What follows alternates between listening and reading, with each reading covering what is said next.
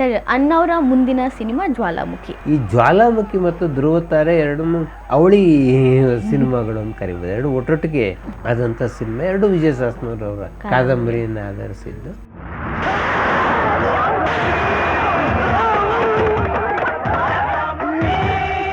ಈ ಸಿನಿಮಾ ಬರೋವಷ್ಟು ಹೊತ್ತಿಗೆ ನಮ್ಮಲ್ಲಿ ವ್ಯವಸ್ಥೆಯ ಮೇಲೆ ಅಪನಂಬಿಕೆ ಶುರುವಾಗ್ತದೆ.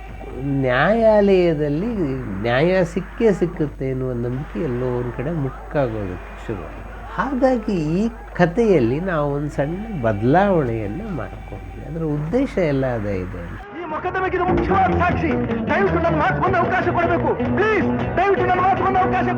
ಎಂ ರಂಗರಾವ್ ಅವರು ಸಂಗೀತ ನಿರ್ದೇಶ. ಎಲ್ಲ ಹಾಡುಗಳು ಚೆನ್ನಾಗಿದೆ. ಅದರಲ್ಲೂ ಹೇಳುವುದು ಒಂದು, ಮಾಡುವುದು ಇನ್ನೊಂದು. ಅಣ್ಣವ್ರಿಗೆ ಬಹಳ ಇಷ್ಟವಾದ ರಾಗ ಮಾಲ್ಕೌನ್ಸ್ ಅಂತ ಹೇಳಿ, ಅದು ಉತ್ತರಾದಿಯ ಮಾಲ್ಕೌನ್ಸು, ಕರ್ನಾಟಕದ ಹಿಂದೋಳ.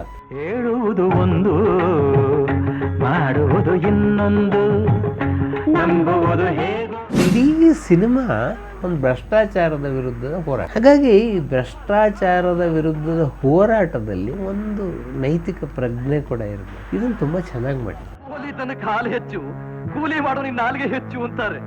ಮೂರ್ಖನಿಗೆ ಬುದ್ಧಿ ಹೇಳಿದ್ರೆ ಗೋರ್ಕಲ್ಲ ಮೇಲೆ ಮಳೆಗಾಲ. ಸಿನಿಮಾದ ಹೀರೋಯಿನ್ ಒಬ್ಳು ಸ್ಪೈ ಆಗಿರ್ತಾಳೆ. ಹೌದು, ಅವಳು ಗೂಢಾಚಾರಳು ಅಂತ ಹೇಳಿ ಯಾವುದೋ ಒಂದು ಸಿನಿಮಾದ ಅರ್ಧ ಆದ್ಮೇಲೆ ಗೊತ್ತಾಗುತ್ತೆ. ಯಾವತ್ತೂ ನಾನು ನಿನ್ನ ಮೊದಲನೇ ಸಲ ಭೇಟಿ ಮಾಡಿದ್ನೋ ಆವತ್ತೇ ನಿನ್ನ ಜಾತಕ ಎಲ್ಲ ಬರೆದಿಟ್ಬಿಟ್ಟೆ. ನೀನು ಪೊಲೀಸ್ ಡಿಪಾರ್ಟ್ಮೆಂಟ್ ನಲ್ಲೇ ಇದ್ದೀಯಾ ಅಂತ. ಬೆಂಗಳೂರು ಲತಾ ಮತ್ತು ಜಾನಕಿ ಇಬ್ಬರು 4 ಹಾಡಿರೋದು. 2 ಹಾಡನ್ನು ಬೆಂಗಳೂರು ಲತಾ ರಾಜ್ಕುಮಾರ್ ಹಾಡಿದ್ದಾರೆ, ಇನ್ನೆರಡನ್ನ ರಾಜ್ಕುಮಾರ್ ಮತ್ತು ಎಸ್ ಜಾನಕಿ ಅವರು ಹಾಡಿದ್ದಾರೆ. ಏಕೋ ಏನೋ ಈ ನನ್ನ ಮನವು ಉಯ್ಯಾಲೆಯಾಗಿ. 2 ಶೇಡ್ ಇದೆ ಇದರಲ್ಲಿ. ಒಂದು ಕಾಲೇಜು ಅಧ್ಯಾಪಕ ಈ ರೋಲ್ನಲ್ಲಿ, ಅದನ್ನು ಬಿಟ್ಟು ಅವನು ಪತ್ರಕರ್ತನಾಗಬಹುದು ಮತ್ತು ಪತ್ರಕರ್ತರ ಚಾಲೆಂಜ್ಗಳ ಬಗ್ಗೆ ಈ ಸಿನಿಮಾ.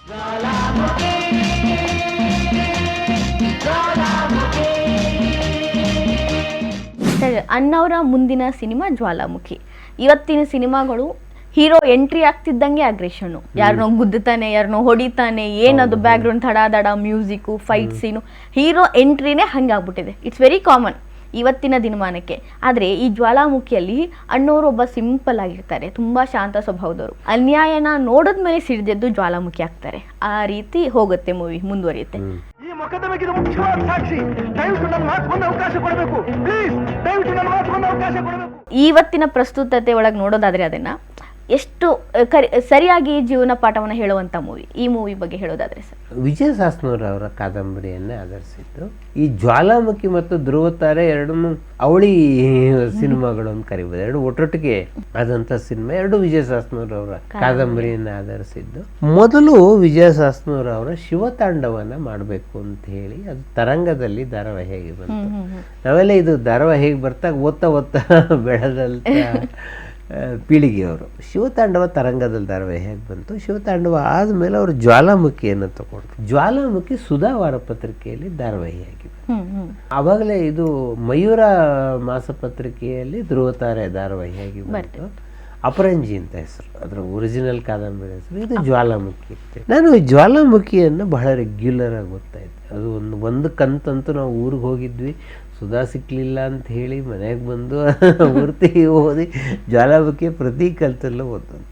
ಆಮೇಲೆ ಸಿನಿಮಾ ಬಂದಾಗ ನಾವು ಓದಿದ ಕಾದಂಬರಿಯನ್ನು ಹೆಂಗಿದೆ ಅಂತ ಹೇಳಿ ನನಗೆ ಇವತ್ತು ಪ್ರಾಮಾಣಿಕವಾಗಿ ಅನ್ಸೋದಾದ್ರೆ ಸಿನಿಮಾ ನೋಡಿ ನಂಗೆ ಡಿಸಪಾಯಿಂಟ್ ಆಗಿದೆ. ಕಾದಂಬರಿನೇ ಚೆನ್ನಾಗಿತ್ತು, ಸಿನಿಮಾ ಚೆನ್ನಾಗಿಲ್ಲ. ನನಗೆ ಮೊದಲೇ ಓದಿದ್ರಿ, ಕಾದಂಬರಿ ಚೆನ್ನಾಗಿತ್ತು, ಹಿಂಗಲ್ಲ, ಅದು ಎಂಡಿಂಗ್ ಕ್ಲೈಮ್ಯಾಕ್ಸ್ ಚೇಂಜ್ ಆಗಿದೆ.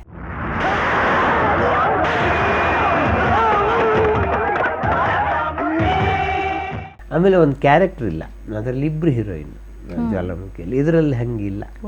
ಸೊ ಕ್ಲೈಮ್ಯಾಕ್ಸ್ ಕೂಡ ಬದಲಾಗಿದೆ, ಕತೆ ಕೂಡ ಬದಲಾಗಿದೆ. ನಂಗೆ ಅದೇ ಚೆನ್ನಾಗಿತ್ತು ಅಂತ ಹೇಳಿ ನಾನು ಒಂದ್ಸಲ ಅಣ್ಣವ್ರ ಹತ್ರ ಈ ಪ್ರಶ್ನೆ ಕೂಡ ಕೇಳಿದ್ದೆ. ಇಲ್ಲ ಸರ್, ಜ್ವಾಲಾಮುಖಿ ನಮಗೆ ಕಾದಂಬರಿನೇ ಇದು. ಈ ಥರದ ಕತೆ ವಿಷಯ ಬಂದಾಗ ಸಾಮಾನ್ಯಕ್ಕೆ ಪಾರ್ವತಮ್ಮ ಮಾತಾಡೋರು. ಅವತ್ತು ವರದಪ್ಪ ಇದ್ರು. ವರದಪ್ಪನೂ ಕೂಡ ಇದರಲ್ಲಿ ಇದ್ದಿದ್ದರಿಂದ ವರದಪ್ಪ ಒಂದು ಮಾತು ಹೇಳಿದ್ರು, ಈ ಸಿನಿಮಾ ಬರೋವಷ್ಟು ಹೊತ್ತಿಗೆ ನಮ್ಮಲ್ಲಿ ಈ ವ್ಯವಸ್ಥೆಯ ಮೇಲೆ ಒಂದು ಅಪನಂಬಿಕೆ ಶುರುವಾಗಿತ್ತು. ಸೊ ನ್ಯಾಯವೇ ದೇವರು ಸಿನಿಮಾ ಬಂದ ಕನ್ನಡ ಚಿತ್ರರಂಗದಲ್ಲಿ ನಮಗೆ ನ್ಯಾಯಾಲಯದಲ್ಲಿ ನ್ಯಾಯ ಸಿಕ್ಕುತ್ತೆ ಎನ್ನುವ ನಂಬಿಕೆ ಎಲ್ಲೋ ಒಂದು ಕಡೆ ಮುಕ್ಕಾಗೋದಕ್ಕೆ ಶುರುವಾಯಿತು. ಸೊ ದೇವ ಮಂದಿರದಲ್ಲಿ ದೇವರು ಕಾಣಲೇ ಇಲ್ಲ, ನ್ಯಾಯ ಮಂದಿರದಲ್ಲಿ ನ್ಯಾಯವೂ ಸಿಗಲೇ ಇಲ್ಲ ಅಂತ ಹಾಡುಗಳು ಬರ್ತಾ ಇದ್ದ ಕಾಲ. ಹಾಗಾಗಿ ಈ ಕಥೆಯಲ್ಲಿ ನಾವು ಒಂದು ಸಣ್ಣ ಬದಲಾವಣೆಯನ್ನು ಮಾಡಿಕೊಂಡ್ವಿ. ಅದರ ಉದ್ದೇಶ ಎಲ್ಲ ಅದೇ ಇದೆ ಅಂತ. ಆಮೇಲೆ ನನಗೆ ಆ ಸಿನಿಮಾ ನೋಡುವಾಗ ನನಗೆ ಅನ್ನಿಸ್ತು, ಇಲ್ಲ ಇದು ಹೆಚ್ಚು ಅಂದರೆ ಇದ್ರ ಕಾದಂಬರಿಯಿಂದ ಒಂದು ಸ್ಫೂರ್ತಿ ತಗೊಂಡಿದೆ. ಪೂರ್ತಿ ಕಾದಂಬರಿ ಧ್ರುವತಾರೆ ಕಾದಂಬರಿ ಹೇಗಿದೆ, ಸಿನಿಮಾನು ಹಾಗಾಗಿ ಇದೆ, ಏನೂ ವ್ಯತ್ಯಾಸ ಇಲ್ಲ. ಆದರೆ ಜ್ವಾಲಾಮುಖಿ ಹಾಗಿಲ್ಲ, ಕಾದಂಬರಿ ಇದು ಬೇರೆ ಇದೆ. ಇದರಲ್ಲಿ 2 ಶೇಡ್ ಪಾತ್ರ ರಾಜ್ಕುಮಾರ್ಗೆ. ಮೊದಲು ಕಾಲೇಜಲ್ಲಿ ಅಧ್ಯಾಪಕ ಆಗಿರ್ತಾನೆ. ನಾನು ಪ್ರೊಫೆಸರ್, ನೀನು ಸ್ಟೂಡೆಂಟ್, ಮರ್ಯಾದೆ ಹೇಳ್ತಾ ಇದ್ದೀನಿ, ಹೋಗಿ ಕ್ಲಾಸ್ ನಲ್ಲಿ ಕೂತ್ಕೋ. ಭಾಸ್ಕರ್, ನನ್ನ ಕೋಪ ಬಂದ ನಾನು ಸುಮ್ಮನೆ ಇರೋದಿಲ್ಲ. ಆಮೇಲೆ ಅಲ್ಲಿಯ ಭ್ರಷ್ಟಾಚಾರಗಳನ್ನೆಲ್ಲ ನೋಡಿ ಇಡೀ ಸಿನಿಮಾ ಒಂದು ಭ್ರಷ್ಟಾಚಾರದ ವಿರುದ್ಧದ ವಿರುದ್ಧದ ಹೋರಾಟ. ಆಮೇಲೆ ಅಷ್ಟೊತ್ತಿಗಾಗಲೇ ನಮ್ಮಲ್ಲಿ ಭ್ರಷ್ಟಾಚಾರದ ಹೋರಾಟದ ಅಂಥದಂಥ ಸಿನಿಮಾಗಳೆಲ್ಲ ಬಂದ್ಬಿಟ್ಟಿತ್ತು ಅಷ್ಟು. ಹಾಗಾಗಿ ಭ್ರಷ್ಟಾಚಾರದ ವಿರುದ್ಧದ ಹೋರಾಟದಲ್ಲಿ ಒಂದು ನೈತಿಕ ಪ್ರಜ್ಞೆ ಕೂಡ ಇರಬೇಕು. ಇದನ್ನು ತುಂಬ ಚೆನ್ನಾಗಿ ಮಾಡಿದ್ದಾರೆ ಅವರು, ಈ ರೋಲನ್ನು ತುಂಬ ಚೆನ್ನಾಗಿ ಮಾಡಿದ್ದಾರೆ. ನಾಳೆಯಿಂದ ನಾವೆಲ್ಲ ಸೇರ್ಕೊಂಡಿದ್ದು ಟೀ ಶಾಪ್ ಯಾಕೆ ಓಪನ್ ಮಾಡಬಾರ್ದು? ಯಾಕಂದ್ರೆ ಅಲ್ಲಿ ದೊಡ್ಡವರು ಚಿಕ್ಕವರು ಅನ್ನೋ ಭೇದ ಇರೋದಿಲ್ಲ, ಎಲ್ರಿಗೂ ಒಂದೇ ಟೀ ಒಂದೇ ರೇಟು. ಆಮೇಲೆ ಇದರಲ್ಲಿ ಅಣ್ಣವರು ಮತ್ತು ಗಾಯತ್ರಿ ಒಟ್ಟಿಗೆ ಅಭಿನಯಿಸಿದ ಬಹಳ ವಿಶಿಷ್ಟ ಸಿನಿಮಾಗಳಲ್ಲಿ ಕೂಡ ಒಂದು. ಗಾಯತ್ರಿ ಕೂಡ ತುಂಬಾ ಚೆನ್ನಾಗಿ ಆಕ್ಟ್ ಮಾಡಿದ್ದಾರೆ. MA PhD ಇರೋ ಡಿಗ್ರಿನೆಲ್ಲ ನೀವೇ ತಗೊಂಡ್ಬಿಟ್ರೆ ನಮ್ಮಂಥವ್ರ ಗತಿ ಏನು? ಇದೆಲ್ಲ ನಿಮ್ಗೆ ಹೇಗೆ ಗೊತ್ತು? ಇದರಲ್ಲಿ ಬಿ ಜಯಶ್ರೀ ಅವರಿಗೆ ವಾಯ್ಸ್ ಕೊಟ್ಟಿರೋದು. KS ಅಶ್ವಥ್ ಅವರು ಪ್ರಿಂಟಿಂಗ್ ಪ್ರೆಸ್ ಓನರು, ಅಲ್ಲಿ ಕೆಲಸ ಮಾಡ್ತಾರೆ ಅಂತ ಇರುತ್ತೆ. ತುಗದೀಪ ಶ್ರೀನಿವಾಸ್ ಇದರಲ್ಲಿ ವಿಲನ್. ಇವರೇ ರತನ್ ಲಾಲ್ ಅಂತ. ರತನ್ ಲಾಲ್ ಮಟ್ಕಾ ಕಿಂಗ್, ಈ ಸ್ಥಳದ ಯಜಮಾನ, ಯಾರ ಕಣ್ಗೂ ಕಾಣಿಸ್ಕೊಳ್ದೇ ಇರುವಂತಹ ವ್ಯಕ್ತಿ. ಮುಖ್ಯಮಂತ್ರಿ ಚಂದ್ರು ಬಹಳ ಮುಖ್ಯವಾದ ವಿಲನ್. ಕೂಲಿ ತನ್ನ ಕಾಲು ಹೆಚ್ಚು, ಕೂಲಿ ಮಾಡೋ ನಿನ್ನ ನಾಲ್ಗೆ ಹೆಚ್ಚು ಅಂತಾರೆ. ಮೂರ್ಖನಿಗೆ ಬುದ್ಧಿ ಹೇಳಿದ್ರೆ ಗೋರ್ಕಲ್ಲ ಮೇಲೆ ಮಳೆಗರ. ಲೀಲಾವತಿ, ಅದ್ವಾನಿ, ಲಕ್ಷ್ಮೀ ದೇವಿ ಎಲ್ಲರೂ ಇದ್ದಾರೆ. ಕಾಡುವ ಇದೇನು ಅಂತಂದರೆ ಪೊಲೀಸು ಓಡಾಟ ಇದೆಲ್ಲ ಬೇರೆ. ಆದರೆ ಈ ಸಿನಿಮಾದ ಹೀರೋಯಿನ್ನು ಒಬ್ಬಳು ಸ್ಪೈ ಆಗಿರ್ತಾಳೆ. ಅವಳು ಗೂಢಾಚಾರಳು ಅಂತ ಹೇಳಿ ಯಾವುದೋ ಒಂದು ಸಿನಿಮಾದ ಅರ್ಧ ಆದ್ಮೇಲೆ ಗೊತ್ತಾಗುತ್ತೆ. ಯಾವತ್ತೂ ನಾನು ನಿನ್ನ ಮೊದಲನೇ ಸಲ ಭೇಟಿ ಮಾಡಿದ್ನೋ ಆವತ್ತೇ ನಿನ್ನ ಜಾತಕ ಎಲ್ಲ ಬರೆದಿಟ್ಬಿಟ್ಟೆ, ನೀನು ಪೊಲೀಸ್ ಡಿಪಾರ್ಟ್ಮೆಂಟ್ ನಲ್ಲೇ ಇದ್ದೀಯಾ ಅಂತ. ಈ ಸೂಕ್ಷ್ಮವನ್ನ ತುಂಬಾ ಚೆನ್ನಾಗಿ ಸಿನಿಮಾದಲ್ಲಿ ಮೇಂಟೈನ್ ಮಾಡಿದ್ದಾರೆ, ಚೆನ್ನಾಗಿ ಹ್ಯಾಂಡಲ್ ಮಾಡಿದ್ದಾರೆ. ಆಮೇಲೆ ಅದರಲ್ಲಿ ಅಣ್ಣವ್ರು ಒಂದು ಚೀಟಿ ಬರ್ಕೊಟ್ಟಿರ್ತಾರೆ, ಅಂದ್ರೆ ಈ ಹೆಣ್ಣು ಪೊಲೀಸ್ ಆಗಲು ಅರ್ಹಳು ಅಂತೇಳಿ. ಅವಳು ಯಾವಾಗ ಗೊತ್ತಾಗತ್ತೆ ಅವಳು ಸ್ಪೈ ಅಂತ ಚೀಟಿ ಕೊಡ್ತಾನೆ. ಅಂದ್ರೆ ಅವತ್ತೇ ಗೆಸ್ ಮಾಡಿದ್ದೆ ನಾನು ಅವಳು ಹೇಳ್ತಾಳೆ, ನಾನು ಏನ್ ಕೆಲಸ ಮಾಡ್ತೀನಿ, ಇನ್ ಕೇಳಬಾರ್ದು, ಎಲ್ಲ ಕಂಡೀಷನ್ ಮೇಲೆ ಮದುವೆ ಆಗ್ತಾಳೆ ಅವಳು. ಏನ್ರಿ ಕಟ್ಕೊಂಡು ಹೆಂಡತಿ ತರ ಆಕ್ಷೇಪಣೆ ಮಾಡ್ತಿರಲ್ಲ ಅಂತ. ಅದಕ್ಕೆ ನಾನು ಹೇಳಿದೆ ಕಟ್ಕೊಂಡ ಮೇಲೆ ಆಕ್ಷೇಪಣೆ ಮಾಡ್ತೀನಿ ಅಂತ. ಈಗ ನನ್ನ ಷರತ್ತು ಕಟ್ಕೊಂಡ ಮೇಲೆ ನೀವು ನನ್ನನ್ನು ಆಕ್ಷೇಪಣೆ ಮಾಡಬಾರ್ದು ಅಂತ. ಸೊ ಇದು ಈ ಸಿನಿಮಾದ ವಿಶಿಷ್ಟತೆ. ಈ ಥರದ ಪಾತ್ರ, ಈ ಥರದ ಸಿನಿಮಾಗಳು ಬಹಳ ಅಪರೂಪ. ಇದು ಅವಾಗೆಲ್ಲ ಈ ಥರದ ಅಪರೂಪ. ಮತ್ತು 2 ಶೇಡ್ ಇದೆ ಇದರಲ್ಲಿ. ಒಂದು ಕಾಲೇಜು ಅಧ್ಯಾಪಕ ಈ ರೋಲ್ನಲ್ಲಿ. ಜಸ್ಟ್ ಪಾಸ್ ಅಂತ ಹೇಳಿದ್ರಿ, ರ್ಯಾಂಕ್ ತಗೊಂಡಿದ್ದಾನೆ 88, 87, 85.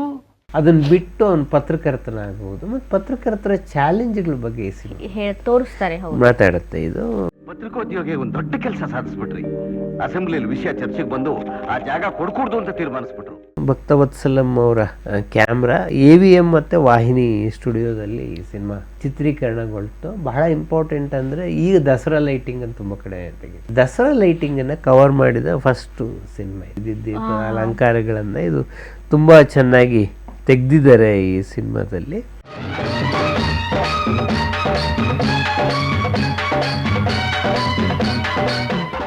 ಇದು ಒಬ್ಬ ಬಿಲ್ಡರ್ ವಿರುದ್ಧ ನಡೆಸುವ ಹೋರಾಟದ ಕಥೆಗಳು. ಎಂ ರಂಗರಾವ್ ಅವರು ಸಂಗೀತ ನಿರ್ದೇಶಕ. ಎಲ್ಲ ಹಾಡುಗಳು ಚೆನ್ನಾಗಿದೆ. ಅದರಲ್ಲೂ ಹೇಳುವುದು ಒಂದು, ಮಾಡುವುದು ಇನ್ನೊಂದು. ಅದ ಕತೆ ಒಳಗೆ ತಂದಿರೋ ರೀತಿ ಇದೆಯಲ್ಲ, ಹಾಡಿನ ಸಾಹಿತ್ಯನೂ ಚೆನ್ನಾಗಿದೆ. ಹೇಳುವುದು ಒಂದು, ಮಾಡುವುದು ಇನ್ನೊಂದು, ನಂಬುವುದು ಹೇಗೋ. ಅಣ್ಣವ್ರಿಗೆ ಬಹಳ ಇಷ್ಟವಾದ ರಾಗ ಮಾಲ್ಕೌನ್ಸ್ ಅಂತೇಳಿ. ಅದು ಉತ್ತರಾದಿಯ ಮಾಲ್ಕೌನ್ಸು, ಕರ್ನಾಟಕದ ಹಿಂದೋಳ. ಈ ರಾಗದಲ್ಲಿ ಒಂಥರ ಈ ನಮ್ಮಲ್ಲಿ ಜುಗಲ್ಬಂದಿಗೆಲ್ಲ ಮಾಲ್ಕೌನ್ಸ್ ಬಳಸ್ತಾರೆ. ಅದು ಮಾಲ್ಕೌನ್ಸ್ಗೆ ಒಂದು 12 ಸ್ವರ ಇರ್ತಕ್ಕಂಥ ವಿಶಾಲವಾದ ಇದಿದೆ. ಇಬ್ಬರು ತುಂಬ ಚೆನ್ನಾಗಿ ಹೇಳಿದ್ದಾರೆ. ಬೆಂಗಳೂರು ಲತಾ ಮತ್ತು ರಾಜ್ಕುಮಾರ್ ಅವರು ಹಾಡಿರೋದು ತುಂಬ ಚೆನ್ನಾಗಿ ಹೇಳಿದ್ದಾರೆ. ಅದರಲ್ಲಿ ಕೆಲವು ಬಹಳ ಗನ್ಗೆಯಂತೆ ಅಂತ ಕತೆ ಹೇಳಿದ್ದೇನೋ, ಅವಳ ಹಾಗೆ ಒಂದು ಮಗುವ ಕೈಗೆ ಕೊಡದೆ ಹೋಗಿದ್ದೇನೋ, ಈ ಥರದ್ದೆಲ್ಲ. ಅಂದರೆ ನಿಮಗೆ ಕತೆಗೆ ಅದನ್ನು ಬ್ಲೆಂಡ್ ಮಾಡಿದ್ದಾರೆ. ಗಂಗೆಯಂತೆ ಮಾತನಾಡಿ ಅಂದು ಕಥೆಯ ಹೇಳಿದ್ದೇನು ಅವಳ ಹಾಗೆ ಮೈಸೂರು ಎಲ್ಲಿ ಎಂದು ಏಕೆ ಮರೆತು ಹೋದರೋ, ಈ ಥರದ್ದೆಲ್ಲ ಶ್ರೀಮತಿಯ ಪ್ರಶ್ನಿಸಲೆಂದೇ ಸಂಗೀತ ಕಲಿಸಿದ್ದೇನು, ಹಿಂಗೆಲ್ಲ ತುಂಬ ಡೈಲಾಗ್ ಓರಿಯೆಂಟೆಡ್ ಹಾಡುಗಳು. ಶ್ರೀಮತಿಯ ಪ್ರಶ್ನಿಸಲೆಂದೇ ಸಂಗೀತ ಕಲಿತಿದ್ದೇನು ಕೈ ಹಿಡಿಯುವ ಅದು ರಂಗರಾವ್ ಅವರ ಸಂಗೀತದ ಹಾಗೆ ಉದಯ್ ಶಂಕರ್ ಅವರ ಸಾಹಿತ್ಯಕ್ಕೂ ಕೂಡ ಇದರಲ್ಲೊಂದು ಇದು ಸಿಕ್ಕಿದೆ. ಏಕೋ ಏನೋ ಈ ನನ್ನ ಮನಸ್ಸು, ಇನ್ನೊಂದು ಬಹಳ ಫೇಮಸ್ ಡುಯೆಟ್. ಏಕೋ ಏನೋ ಈ ನನ್ನ ಮನವು ಉಯ್ಯಾಲೆಯಾಗಿ ನೋಡಿ ಎಲ್ಲ ನೋಡಿ, ಅದೊಂದು ಜಾನಕಿ ರಾಜ್ಕುಮಾರ್ ಹಾಡಿರೋದು. ನೋಡಿ ನೋಡಿ ನೋಡಿ ಎಲ್ಲ ನೋಡಿ, ಅಲ್ಲಿ ನೋಡಿ ಒಮ್ಮೆ ನೋಡಿ. ಬಾಳೆ ಪ್ರೇಮ ಗೀತೆ, ಬಾಳೆ ಪ್ರೇಮ ಗೀತೆ ನಲ್ಲ ನಲ್ಲೇ ಸೇರಿದಾಗ. ಇದರಲ್ಲಿ ಬೆಂಗಳೂರು ಲತಾ ಮತ್ತು ಜಾನಕಿ ಇಬ್ಬರು 4 ಹಾಡಿರೋದು. 2 ಹಾಡನ್ನು ಬೆಂಗಳೂರು ಲತಾ ರಾಜ್ಕುಮಾರ್ ಹಾಡಿದ್ದಾರೆ, ಇನ್ನೆರಡನ್ನ ರಾಜ್ಕುಮಾರ್ ಮತ್ತು ಎಸ್ ಜಾನಕಿ ಅವರು ಹಾಡಿದ್ದಾರೆ. ಜ್ವಾಲಾಮುಖಿ ಒಂದು ಬಹಳ ಯಶಸ್ವಿಯಾದಂತಹ ಚಿತ್ರ ಮತ್ತು ಒಂದು ಟ್ರೆಂಡ್ ಕ್ರಿಯೇಟ್ ಮಾಡಿದೆ. ಜ್ವಾಲಾಮುಖಿ ಬಂದ ಮೇಲೆ ಆ ಮಾದರಿಯ ಸುಮಾರು ಸಿನಿಮಾಗಳು ನಮ್ಮಲ್ಲಿ ಬರೋದಕ್ಕೆ ಕಾರಣ.